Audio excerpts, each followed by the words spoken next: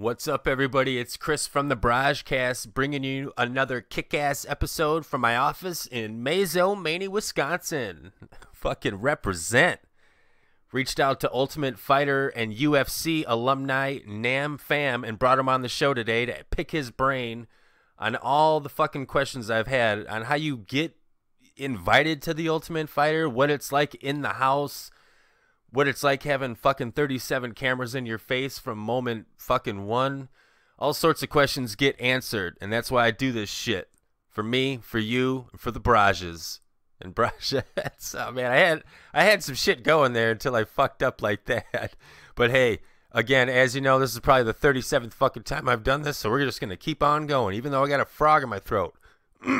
Fuck it. Let's just start the show.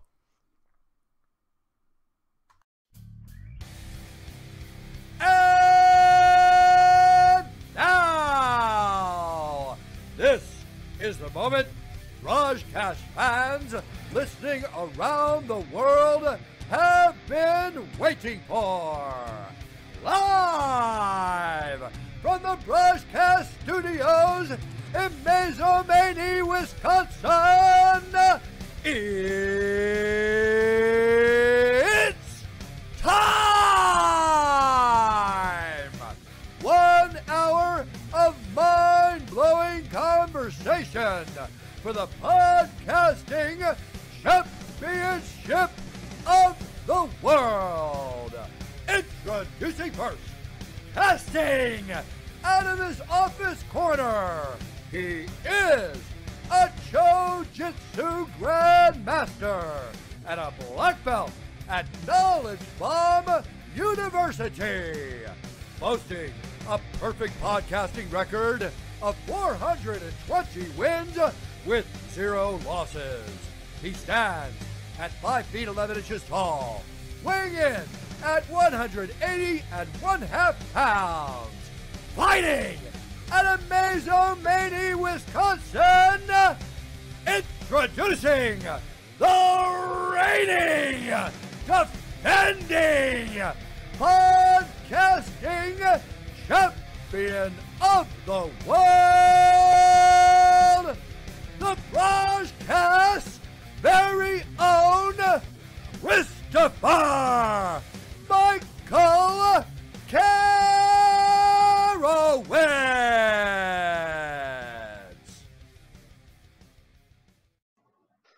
Hey, how you guys doing? There you are, my friend. How you doing? How you doing? Excellent, excellent. Nam Pham in the house. Nam, where are you at right now? Oh, I'm just at home relaxing before I go to Excellent. practice again. Excellent, excellent. Where's home? Is that out in California? Yeah, Garden Grove, Orange County. Nice. So, all no jokes here. What, assuming your house is safe from what's going on out there with all the fires and everything? Oh yeah, that was more south of us. So I was really far away from where I live. All right. Have you ever had any sort of scare in your area, or is that pretty much not a big deal for you guys? Well, forest fires, those are the brush fires. It's pretty far away from us. The biggest thing we get is usually earthquakes. Aftershocks from LA and stuff. Oh, how many earthquakes have you been in? Oh, a bunch. Oh, really? Oh yeah, of course. Yeah, plenty. Serious? How many? What's the average amount of earthquakes a year? Are we talking here? Just one or two? Oh yeah. Yeah, maybe 2 or 3 a year. No doubt. What's the biggest one you think you've ever been a part of? Oh, yeah, I don't even know the number. Usually we get it from like LA and you get like an aftershock. Oh, okay, So gotcha.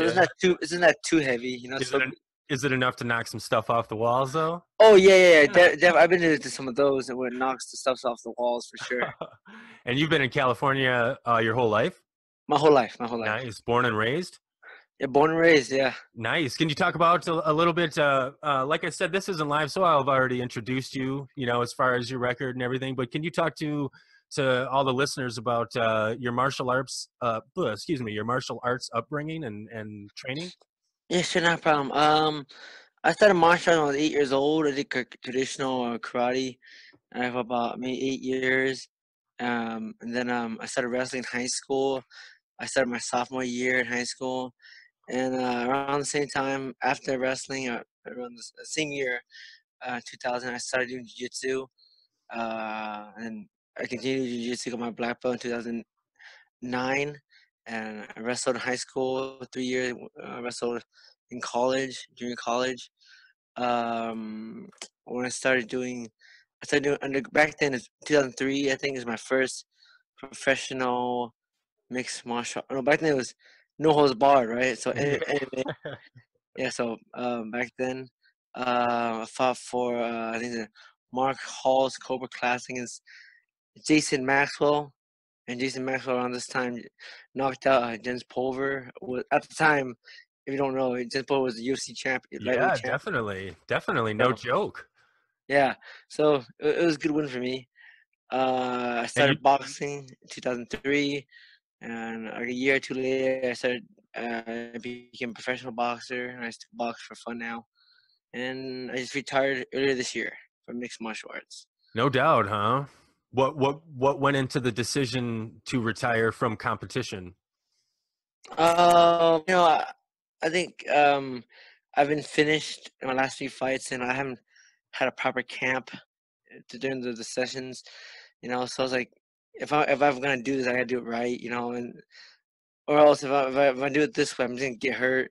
And the money's not that good at this level. So, you know, Understood. if I want to do it, I need to do it right. You know.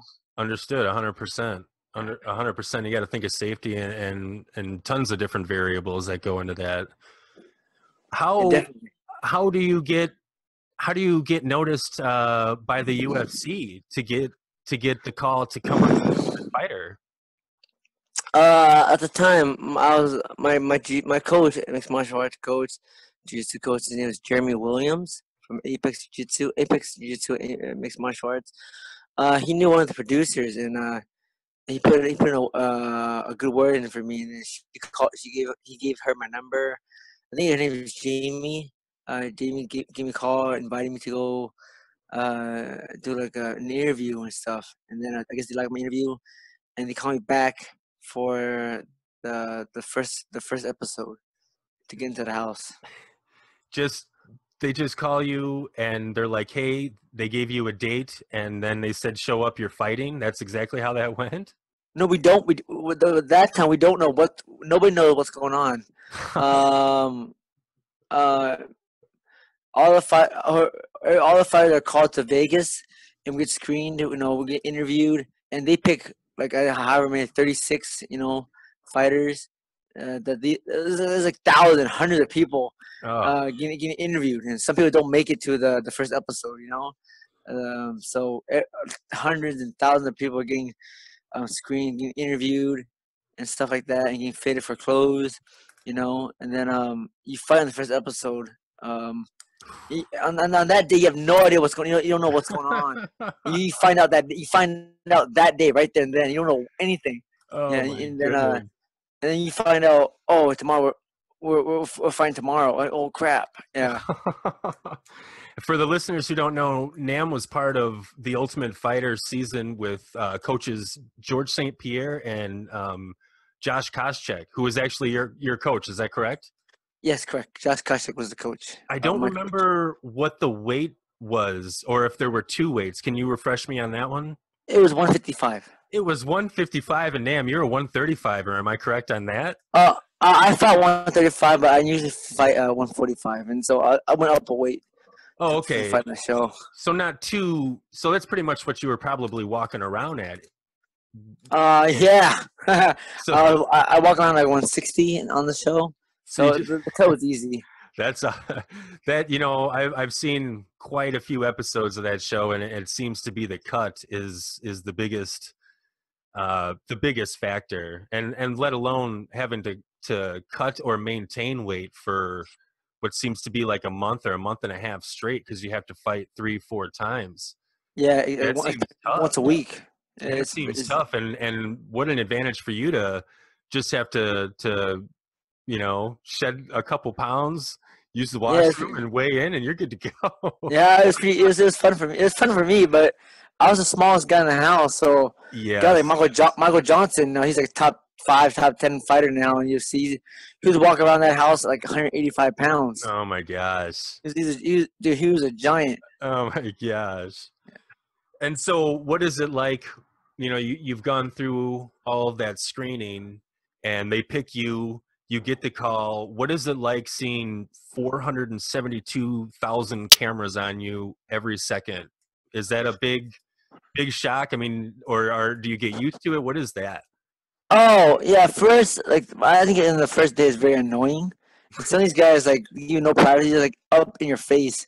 You want to just smack the camera out of your face, but you can't do that. So you get used to it after a day of it. It's no big deal. How often, the show, when I watch it as a fan, the show shows me a little bit during the day, like the training, and then at the house. Are cameras there like 24/7, or do they just kind of come in for like the prime hours? Oh no, they're with you all the time. Oh my Yeah, goodness. there's like 10 dudes. There's a crew, so they're everywhere. You can't escape. And there's even cameras around the house. Oh my, yeah, just post it up, correct? Yep, exactly. Yeah, you can't escape. What other rules are there as far as like TV and media? What are the big rules you have to follow? Oh, well, now it's different. But back then, before like iPhones and stuff, there's no phone, there's no books, no Oh, television. But now uh-huh. they let you tweet and post on your Facebook and your social media and stuff. Oh, really? Yeah, now but back then, yeah, no phone. You can't, it had to be an emergency for you to call back to your Hmm. family. No TV. Why do you Uh, think that is? Is it purely to get you guys stirred up and to get some ratings going and to do that, or is it to just so you can truly focus on nothing but training and fighting? oh no, it's 100% to drive the cast crazy. Sure, and it's unlimited alcohol. So you get unlimited alcohol, anything you want, and any food, any alcohol, how much alcohol you want. The guys lose. And the first thing they order is alcohol, Oh and yeah. it just gets. This guy says something. This guy it just gets bad. Yeah, it starts, it seems all fine and dandy in the first couple of, week or two, but when people start losing and they don't really have a whole lot to look forward to and just start to slough off and basically drink every night and keep the fighters who are fighting, that week up and interrupting their sleep and their downtime, that just seems incredibly annoying and just like it would be so hard on your fight, have like an effect on your fight.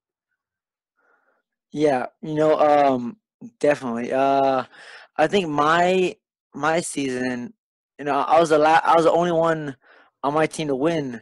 So, the day before I had to fight, I just couldn't wait, and I had no one to train with. They're just drunk off their butt, from the night before, just going crazy. So I woke up, went to the gym, and just I had no one to practice with, just cut weight on my own. Oh my God. I remember that now that you're refreshing my memory on that, I do remember how that all went down. And that was pretty effed up, pretty messed up. Ah, It's crazy too, and me and my wife, we're watching the current season Ultimate Fighter, which is an all female cast. And when uh-huh. people lose, and it's so different. It's so different when the chicks lose or the women lose. I don't want to be saying chicks. When the women lose, they're instantly comforted. They talk it out, they just, That's cool. it's hard to, I can't think of anything else right now, but it's something that me and my wife were talking about because she's seen other episodes while, because I watch almost every season. And of course, when most of the dudes lose, it's very primal and it's like, or sorry, when the guys lose, they're down. They're really down, and like no one's there to like put an arm around them and hug them and shit like that. And it's amazing. And you're reminding me of that when basically everybody, it seems like, bailed on you because their dream was already over. And that's, Yeah, it seemed like kind of a horrible set of teammates in the end. yeah. It's funny you say that. In the very beginning, like the very first day, I mean, we're talking about we're in a group and we're like, oh man, we're so tight, we're so close to each other. We hang out every day. And then by the end of the season, like Team GSP, they were the ones that were super close. And like my team, they just straight up ditched me, because I was the only one left that won, that was still in the tournament. Everybody else lost, and all you can do is just trash talk me. Mm-hmm. And so it's cool. Do you keep in touch with any of those Team Koscheck guys or GSP guys? See now. I was sometimes I have Jonathan Brookins for a little. Jonathan Brookins. I like Brookins a lot. Yeah, he's a good guy. I tweet to Kyle Watson a couple of times. He's real cool. And sometimes Spencer Page, I see him on Facebook. I talk to him, I chit chat with him sometimes. Nice. And then Savagan, he's from LA. So he's pretty close, and he's always talking trash on me. Yeah.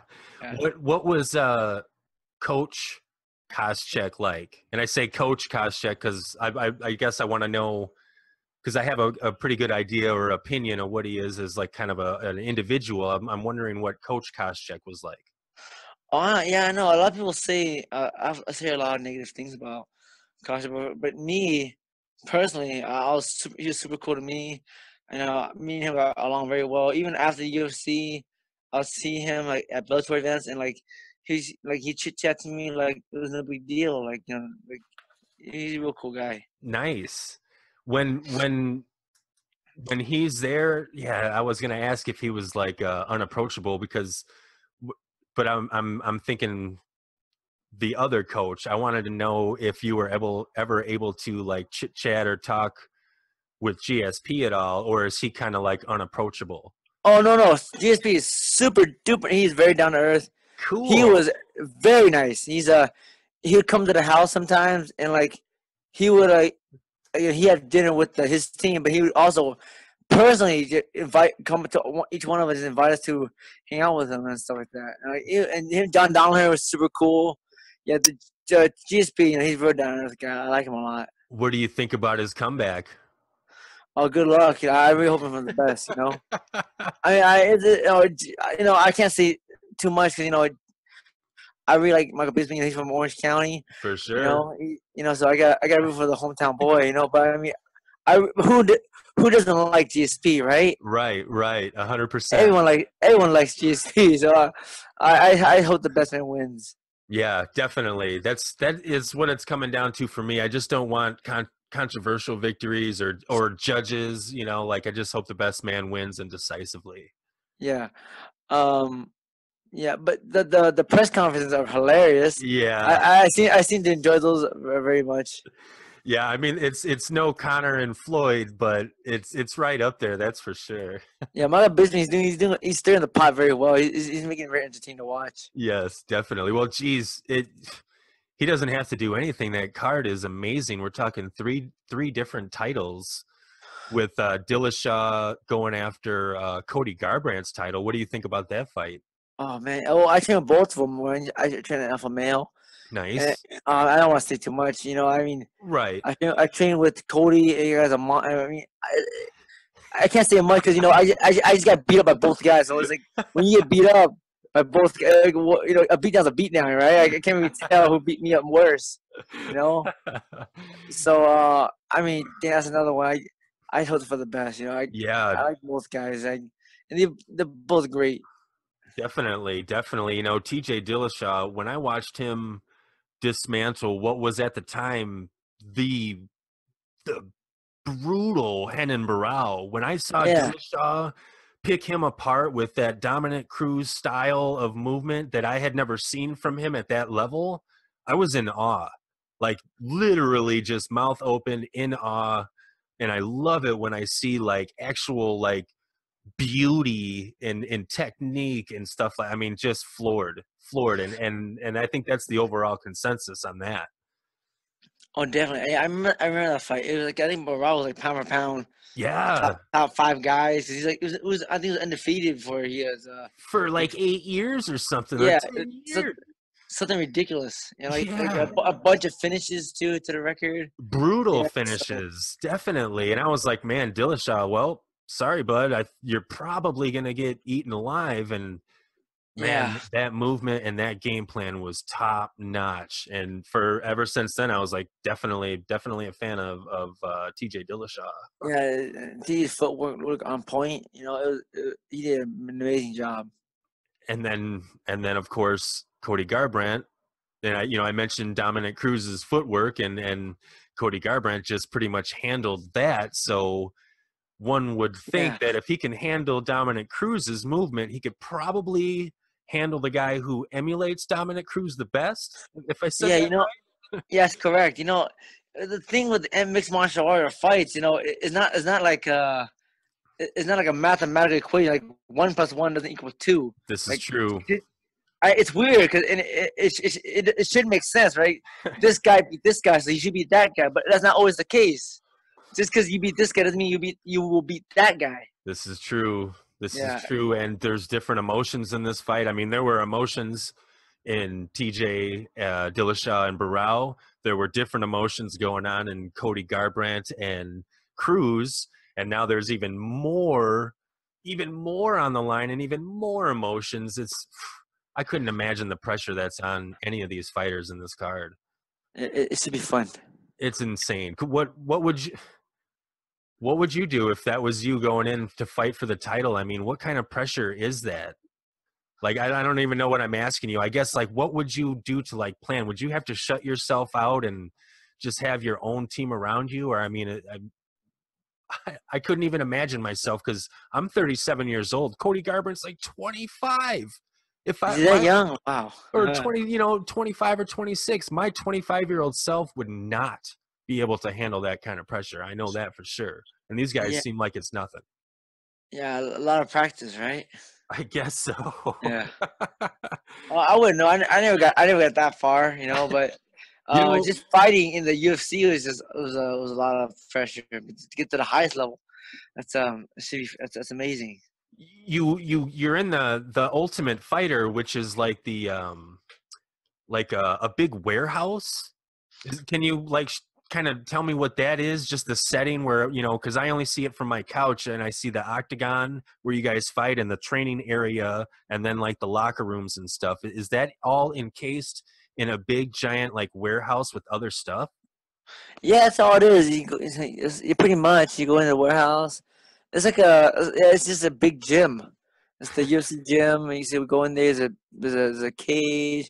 There's a mat area, and then far back there's weights, and there's what should we call it, the boxing ring, and there's a big tire.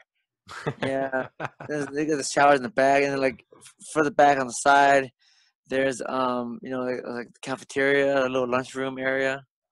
Oh, nice. They just hook you up. You guys can eat whatever you want. Yeah, pretty much. Well, it's just like granola bars, or Cliff bars, and healthy stuff. What about gear? They just have boxes of gear there, like shirts and shorts that you guys can just basically find your size and just grab. Yes, yes, yes. So the first day you get Nice. there, they just they fit you, and then like, if you need more, you just tell them, or whatever. I want more. I need more. I lost it. This guy's being a douchey even with my shirt, and they just give you more. Jeez. Yeah. But I guess if there was a bunch of shirts around there, they'd all be like larges and XLs because everybody in that house was so huge. Oh yeah. Yeah, I was lucky. Yeah, I think mostly everybody was a large, and only me and a few other guys were like me, myself, and myself, Spencer Page, and I think Alex Caceres were like a medium. Yeah. So Caceres everyone was was like the large. Bruce Lee.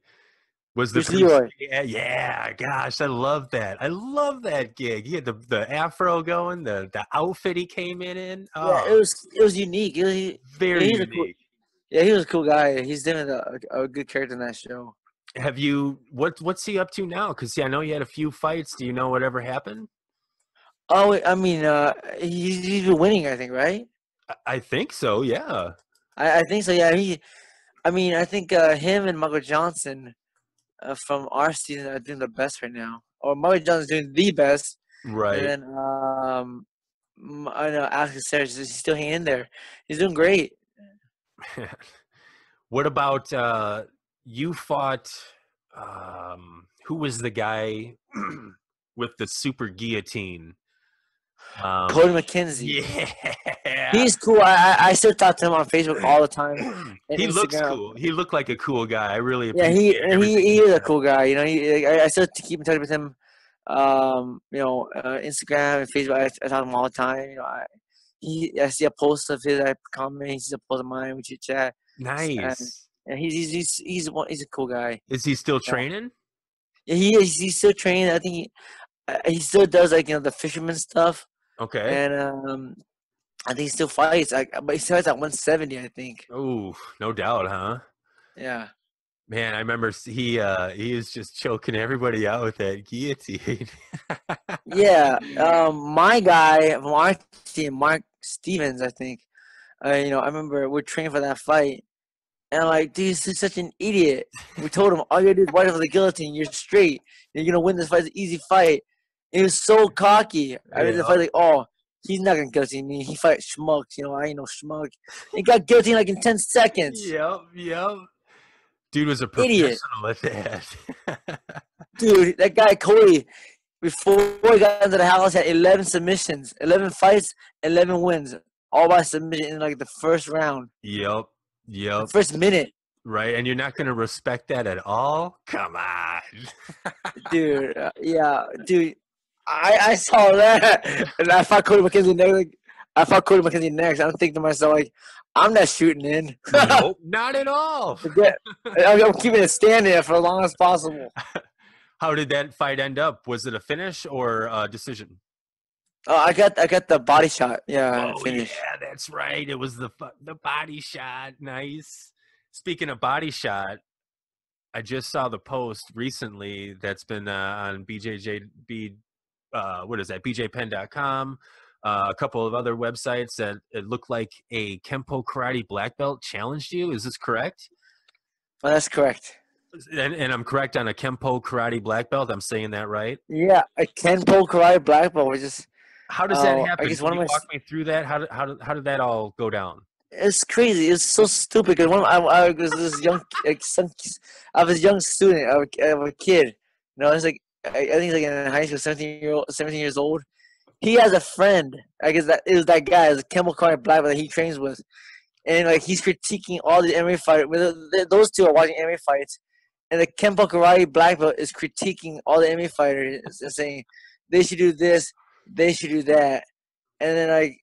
He's telling me this, like he comes back, he tells me this, like, oh my Kempo Karate black belt friend. He says like, MMA fighters aren't that good at striking. You should do this, you do that. And, like, no. I was like, your friend's an idiot, and the student asked me, how do you think you would do against my friend? And like, and it's just between us it's just between the two of us. Right. Because I didn't think I was saying anything, but I tell like. I don't remember his name, but let's say Steve. Steve, I'll freaking kill him. Yeah. Right? Right? That's how I think I'll do. All right, I'll freaking kill him. That's of course how you have to answer. Not like, oh well, maybe. No, I'm gonna kill that dude. He ain't got nothing. But I didn't. Here's the thing. I didn't think that he's gonna tell him, but then I should have been more humble. Like, who knows? I should have been more humble about like, I don't know your friends are Kempo Karate, but I'm sure you do very well against me. Who knows? But it was just a spur of the moment. I was like, I'll freaking kill your friend, right? But then his friend comes in, he was 6'2" or something. Yeah, he's like 5'9", 5'10", and like 180 pounds and 90 pounds. Like this guy's freaking huge. Yeah. You guys don't see in the video. You can't see it, but okay. He brings like 10 guys. He brings like a posse. He brings his mom and dad and his teacher and all his friends to watch. Okay. First, he tells me like, okay, this is me a spot.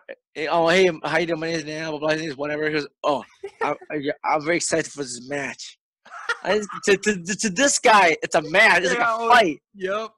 But to me, this is just sparring. This is like nothing, And like, we get in there, and like, what's the rules? Like, we just do kickboxing, right? How about that? Like, all right, cool. And we'll go for as long as possible until someone gives up. Yeah. Nice. And so we get in there, and the timer, my boxing bell timer kind of malfunctions. Cause I put it on 3 minutes. It's only like for 2.5 minutes or something like that. Oh, no doubt. Yeah, so it's a little short, but I guess I got the job done in enough time. But so you get in the ring, you saw what happened.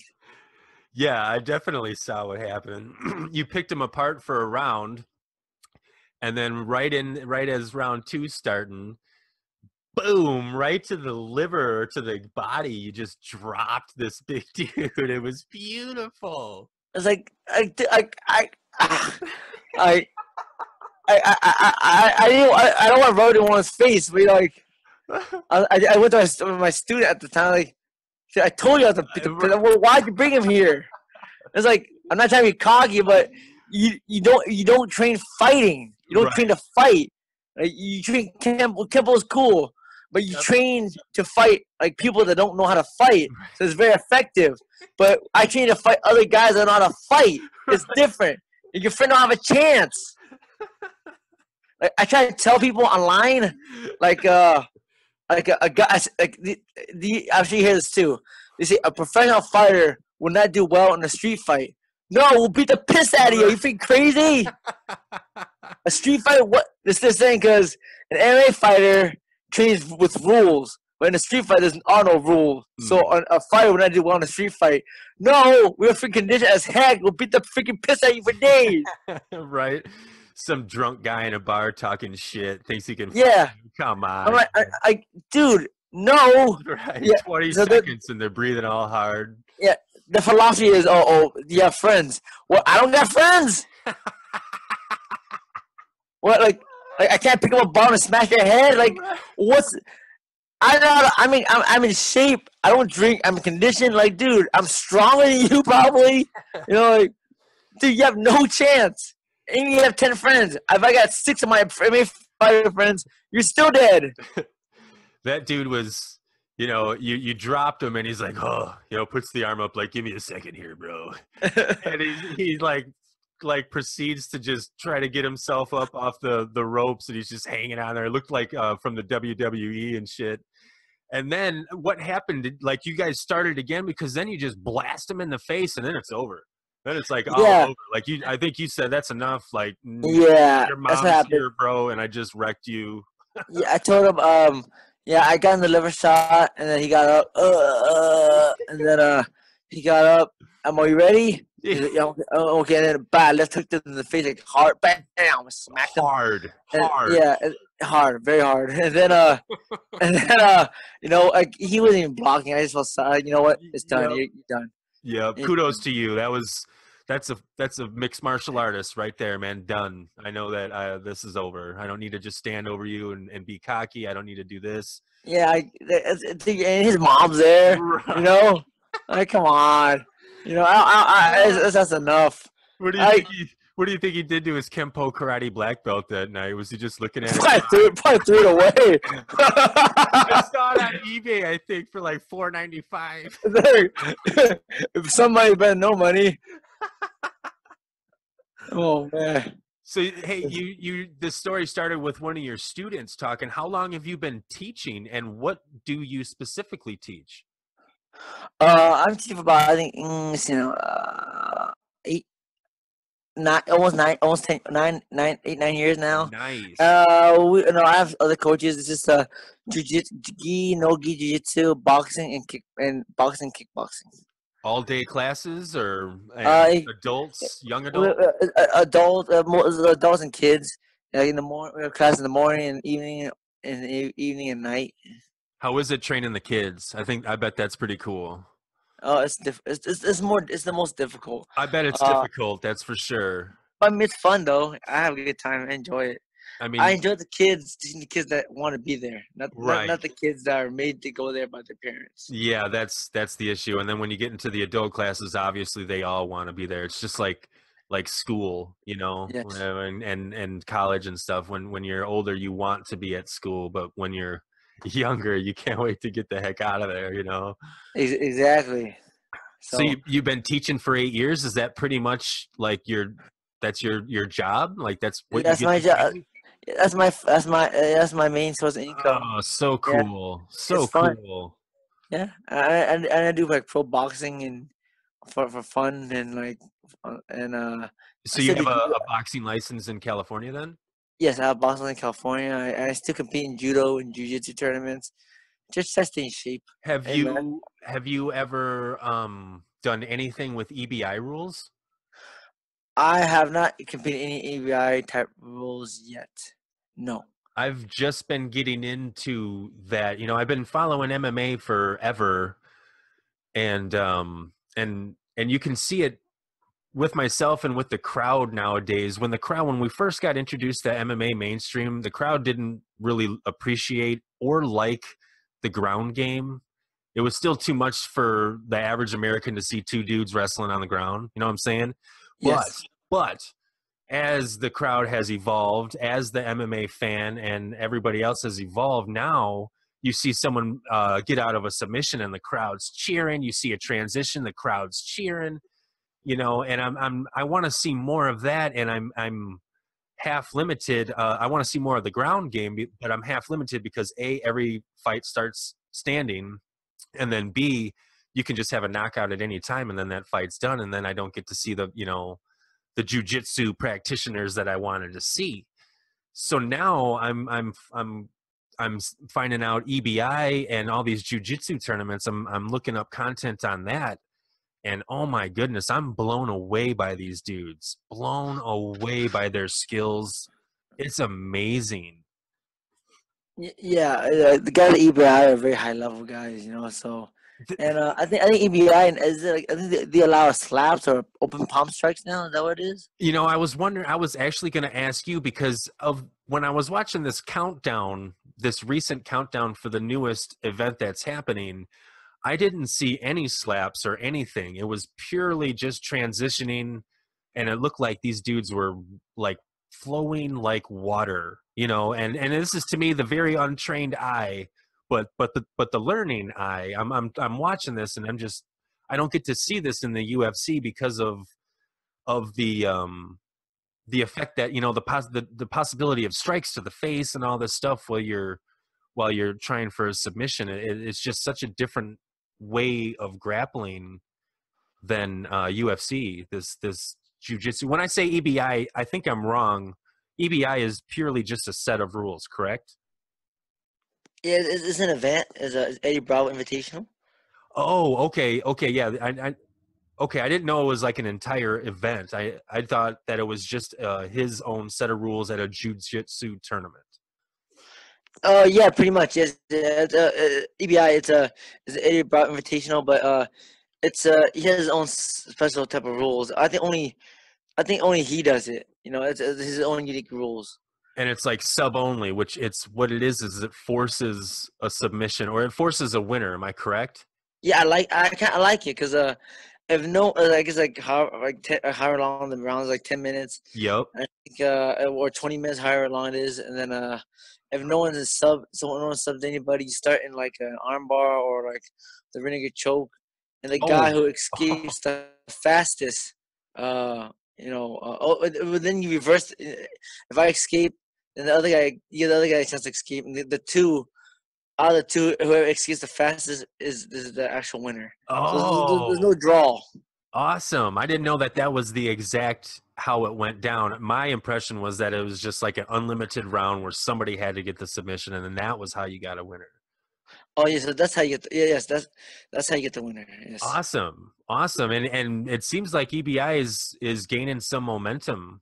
The rule set seems to be marketable. You know, like when you can actually have a winner, because I don't think it's very marketable if you have options for stalls or fights that just go to time. Yeah, no one likes to draw. Everyone hates. I want to see a winner. How do you think you'd do if you were to go into the next EBI this weekend at your weight? Oh, I don't know. Those guys at EBI at a very high level. I don't mind. I don't mind winning or losing. Just do your best.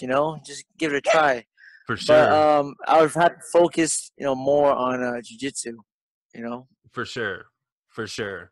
And like to train for something like that is probably much different. Well, it's obviously different than training for like a UFC fighter. You know, you got a UFC contract. When you get a UFC contract, do you know how many fights you're like? You sign like a 3-fight contract or something like that?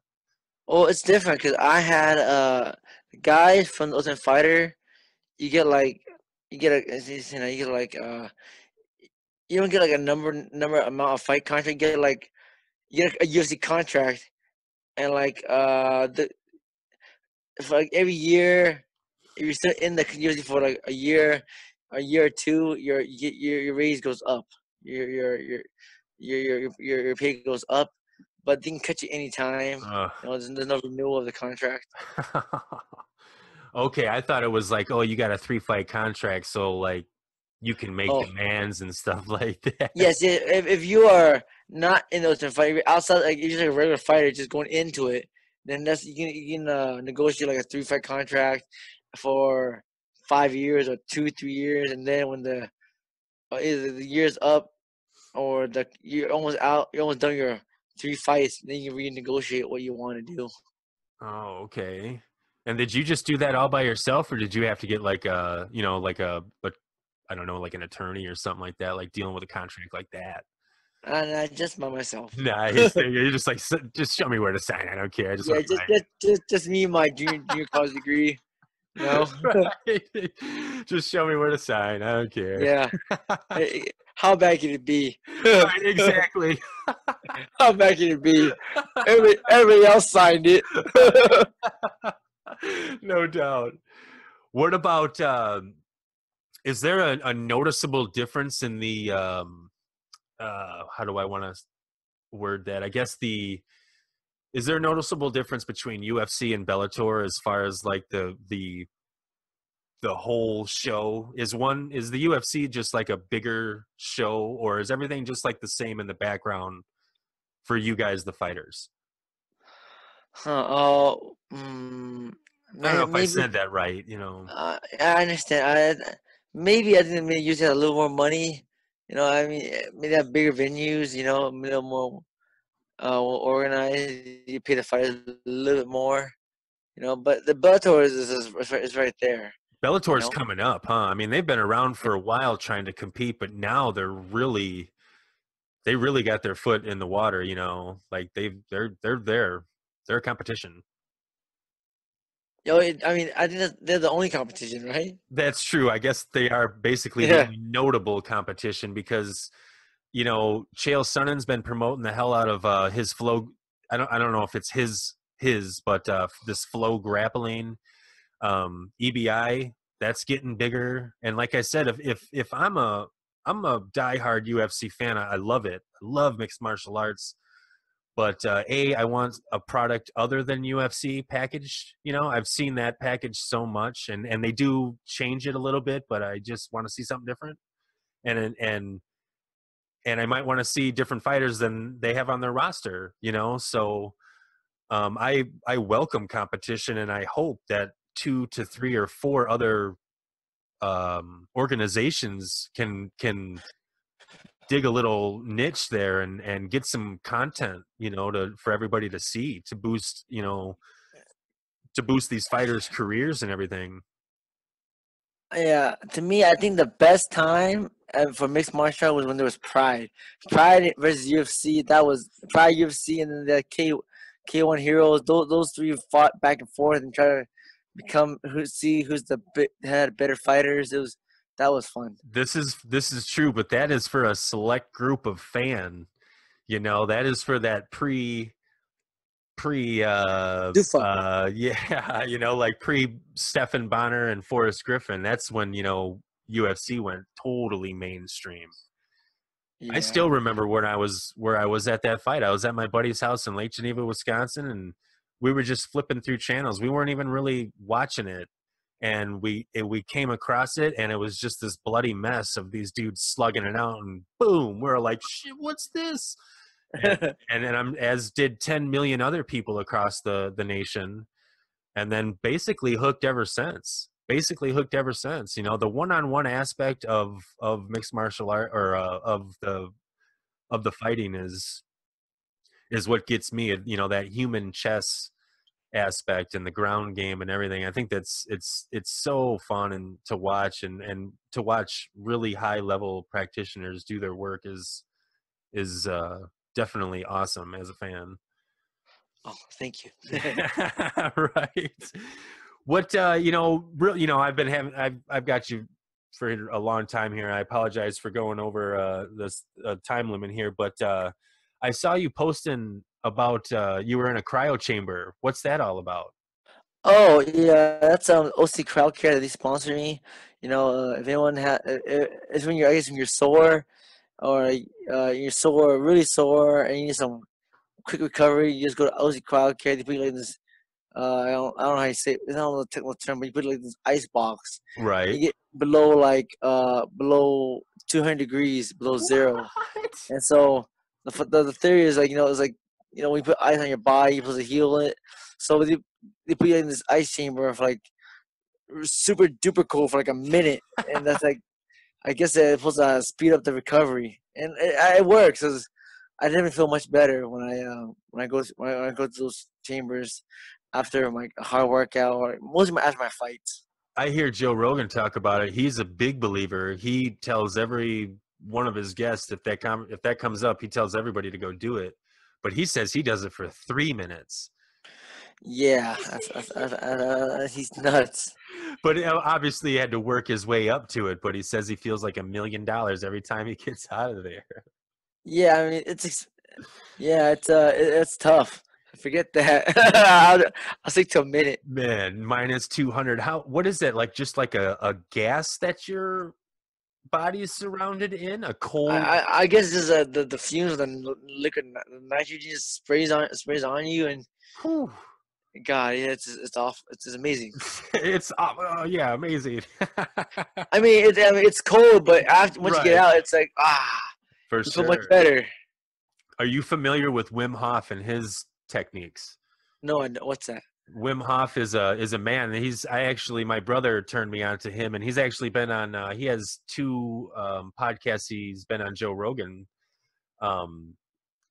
Long story short, I think he's a dude from Sweden, but he like climbs Mount Everest in his underwear. Why? Just Why? like I guess I'm not setting this up right. What he is a guy that has like learned to control his body so much, like scientifically proven too. Like this isn't just a dude like Frank Dukes back in the day saying that he knocked 56 dudes out in a row, which is statistically impossible. Yes. But this Wim Hof, through very basic techniques and breathing and taking in huge amounts of air and letting out 20% of it, and then taking in huge amount of air and doing that for like 30 seconds, it gets you in like this lightheaded state. But what it's doing, and he explains this much better, and I would encourage you to listen to the first of the 2 Joe Rogan podcasts with Wim Hof, because it's amazing the way he says it. But through putting all that oxygen in his body, he changes his pH levels, which biologically does different things. And when you know more about it, you can move your pH up and down to, say, totally not get frostbite and be able to just climb Mount Everest in your boxer shorts and have no frostbite, no nothing. I mean, the guy posts videos, posts pictures. It's such a good technique that he actually trains people in 2 weeks to do the very same thing. Dudes like just me and you, he could be like, well, you're more conditioned than me, but someone just like me, an average American dude, 180 pounds, just 5'11", average dude, to just in 2 weeks with his minimal techniques to be able to understand your body and change it. And I'm going on and on and on, because it's actually very exciting once you start listening to what he's done, because it's all scientifically proven. Like if you go to the websites and everything like that, you can actually see. I mean, he's let scientists inject him with, I want to say a disease, 'cause I don't know exactly what it was. I mean, it wasn't like cancer or AIDS or like a super disease, but it was like a virus. And within 10 minutes, he like killed it they tested him for it and it was already all gone out of his system. He just sat there and did his breathing techniques, you know, at his master level and killed it. It's just gone. And this is a guy that like has knowledge that, and he's what even was even more amazing about it was this is a dude that was telling me I'm superhuman. Basically, he's saying everybody can do it. Me, you, Joe Rogan, everybody. And what he didn't say was for the, you know, he didn't try to sell this product. He's trying to just tell everybody and give this knowledge to the world. He wasn't like, hey, you can be superhuman too for 4 easy payments of $29.95. You know what I'm saying? Yeah. But super exciting knowledge that guy has. He's a real cool guy. They have a great conversation. It's very easy to listen to, and I guarantee you'll come out with wanting to know a little bit more about what the heck's going on inside your body as far as like changing your pH and all this stuff. It's really amazing. And like I said, he says it in a much better way than I am right now. Oh, for sure, man. I'm just thinking, you know, trial and error. How well do you think he did the very first time at Mount Everest? You know, in his underwear. You know, like the very first time. It can't have been perfect. Right. Like, I'm gonna go up Mount Everest in my underwear, right. And he gets on there like, you know what? This might not work. You know. Right. I would at least go up with like no hat on the first time. Yeah, you know, no gloves. You know, build your way up. We just talked about that, right? With Joe Rogan, build your way up to like 3 minutes, right? Yes. You know how we start off in like like some pants and a t-shirt, and then so you have the shirt, you know, take up the gloves, take up the pants, you know, and then you walk. Then you get to your underwear, man. Right. Man, it's gutsy. It's actually, yeah, super gutsy. The dude's like 50 or 60 years old too, and just doesn't talk about having to follow this incredible diet. You know, Joe's asking him if he follows like the keto diet, the this diet, the that diet, you know, all these named diets, and he's just looking at him like, nah, I just kind of eat healthy, you know, a lot of vegetables, you know, nothing really crazy, just like an average dude, which really got me excited that, you know, I didn't have to turn vegan and you know, jump through all these other hoops just to try to do this. And what he says is start with what I was talking about, just breathing for 30 seconds like that, and then like becoming aware of your surroundings and stuff, and kind of seeing where you're at that state. You know, at first you'll be lightheaded, but kind of understand that you're at this heightened state of awareness. Because if you think about it, Nam, another point that got me is us humans in the year 2017, we just kind of breathe at this normal rate. We don't even have to think about breathing, right? Just boom, bing, boom. Normal people, you know, of course, when you're training and stuff, you want to worry about your breathing and stuff. But the average person just has like this monetized breathing and everything. And like animals, predators and animals, they're always like panting this, you know, they're always breathing and keeping themselves in basically that state of what I was describing at the beginning, where you want to breathe in for 30 seconds and drop 20, you know, a little bit and breathe in harder.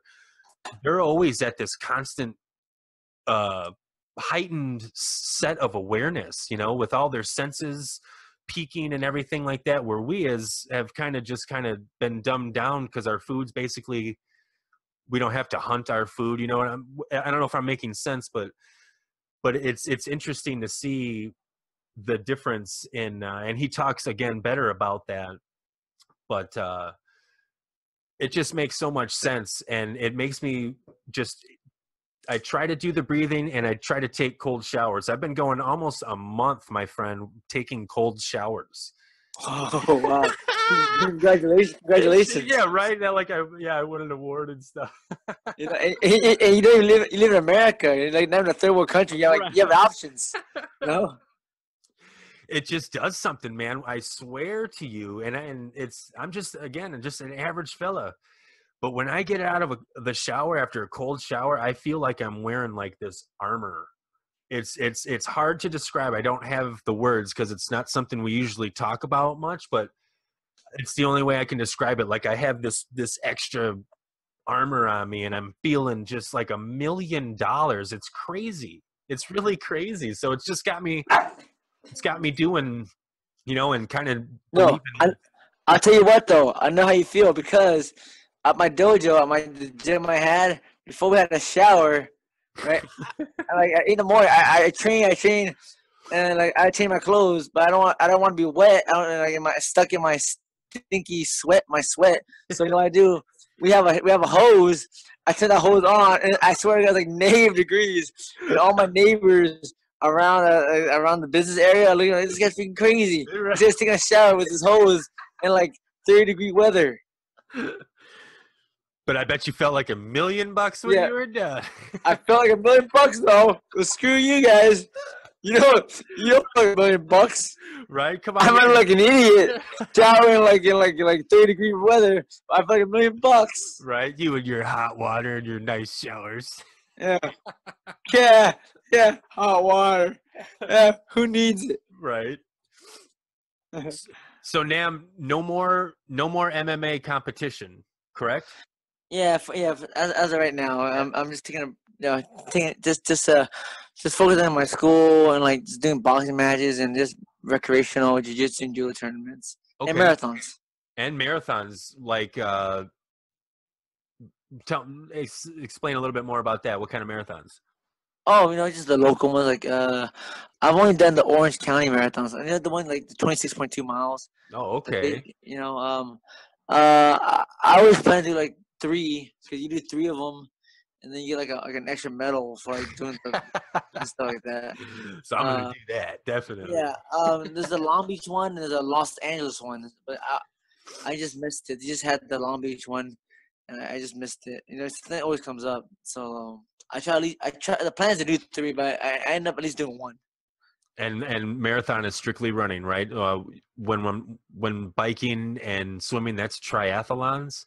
Biking, swimming, and running is triathlon. Okay, have you ever done one of those? I don't swim too well. Oh, okay. And then one of those bugs is like $1,000. I don't want to spend like $1,000. Yeah, those bikes are expensive.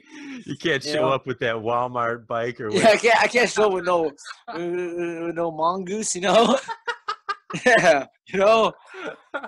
I can't show with no tricycle, I can't steal my little niece's pink Barbie bike, You laugh at me, So it's marathon's easy. All you need is a pair of shoes. There it is, pair of shoes, and they slap a number on your back, and boom. That's it. Some guys, bunch of idiots. Some guys don't even wear shoes. You can even barefoot. That's crazy. And those shoes that are like skin feet, they look like feet. You know what I'm talking about? Those I think they're stupid. I think those are that was a big marketing ploy. Like you were gonna run like some Kenyan dude in it. Yeah. No. It's like, dude, is that the thing is such a scam? First of all, those guys from Kenya grow up running from lions. Yeah. Yeah. Of course they run. Exactly. They run on dirt. Like those vibers. Like, on Twitch. The scam is like, it makes your feet stronger. No. How strong do you need your feet to be? God sakes. What are you gonna do with your feet? Right. What are you gonna do with your feet? Right, The strong feet. What are you doing with it? This weak ass upper body, no core, but man, let me show you my feet. I got some strong feet. What do you do? What are you doing? You gotta crack open some lobsters with your feet. What are you gonna do with it? Kick down doors. Crack goes crack. Your present girl like crack open a walnut with your thick toes. Come on, this thing's freaking useless. You got the buff feet. You feet competition. Right. Get out of here. Look like they just tear up your knees, your ankles, all sorts of ligaments. Because again, we are not used to that. We have grown up. Everybody here in America has grown up with a pair of sneakers. That's something you need to have from the beginning. I would imagine is walking around barefoot if you plan on running 26 miles. Yeah, get out of here. Hey. And like those guys, I see those guys at the end of the race, at the marathon. Their feet are all torn and bloody. I'm like, dude, you think you're cool? Now look at you. You got bloody feet. Don't mind me. I'm just gonna moonwalk my way to my car. Yeah, look at you. You're walking around like you're from Africa with your barefoot. Get out of here. And another thing, those Kenyans that run bare feet, they're like 120 pounds. They got no weight on them. Yes. Get out of here. Exactly. They're not pushing nothing. They got like these big, like 200-pound Americans like running. You're like, dude, look at you, your bloody feet. You're cool. Trying to impress somebody? Get out of here. With your bloody feet. God, I think you're Mr. Cool Guy. Who can impress? Right, your Kempo karate black belt and your bloody feet. Kempo, about your bloody feet. Now you got 10 more likes on your Instagram pic. Your bloody toes. Get out of here. Look at you now. Yeah. Crack open a lobster with your bloody feet. Get out of here. So when's the next time I'm going to be able to see you compete then? So the boxing, you always say I box for fun. You always throw that in there. Do you ever think about like a professional bout or two, or is that really not? Oh yeah, it's all professional. Oh, okay, cool. It's just I just boxed last week. Oh, no doubt. How'd you do? Yeah. Look, because they don't like MMA fighters in the boxing community. So in my humble opinion, I thought I beat the piss out of the guy. But they give the other guy. Oh, garbage. Yeah. They always give the other guy. In my humble opinion, I should be undefeated. But I'm like three wins, four losses. It sounds like, oh, that's a sore loser. But dude, I beat the piss out of these guys. I'm like, how the heck do I lose? I'm 7-0 in my mind, so I don't know. In my mind, I'm 7-0. And here's the thing about boxing. Here's the difference. Like even it may an A side and a B side, but it's not as corrupt as boxing. If you win a fight in MMA, you won the fight. But in boxing, if you're not the A side, you beat the piss out of the guy. If you don't knock him down or knock him out, you lose. Oh my god! It's like, dang, it's serious. What did you think about the Conor and Mayweather? Did you have Conor having any chance or no? I mean, I was hoping for the best for Conor. I really wanted Conor to win, but it's impossible. Yeah. There's no way. I don't think there's any way he's gonna win. Yeah, but I think he did impress a lot of people. He doesn't need to impress me. I'm always a fan. I commend him for commend him for taking on that challenge. But he's not gonna. Oh, sorry. Go ahead. I mean, it's only an obvious $100 million to fight. I mean, win or lose, you're gonna take it, right? Yes, I'm going to fight Floyd Mayweather tomorrow for $100 million. Easy. Oh, for sure. And like you're probably 180 pounds. You make 155 somehow. I will. Yep. I don't need a foot. Whatever's 30. Yeah. Chop off your dang leg. Get that $1 million. Buy yourself a new leg. Oh my God. What do you think that means? Conor, brings home a huge ass paycheck. He's coming back to the UFC. What does that mean? Can he demand? I don't want to even say demand, but I mean, can he negotiate $10 million a fight now? Is that the era we might be in? I hope so. Oh my God. That's good for that's good for mixed martial arts in general. But I think at this moment, $100 million, I think Conor McGregor, he's just fighting for fun now. Yeah. And what do you do? Like, that's a very legit variable. I mean, do you want to come back and risk looking like Rousey? I don't want to say looking like Rousey, but ending your career the way Rousey did. Now he left the UFC as the king. Yeah, he's a man, like two-time weight division champion. Like, dude, no, he's not undefeated, but man, he's impressive. 2 losses now, I guess, with Nate.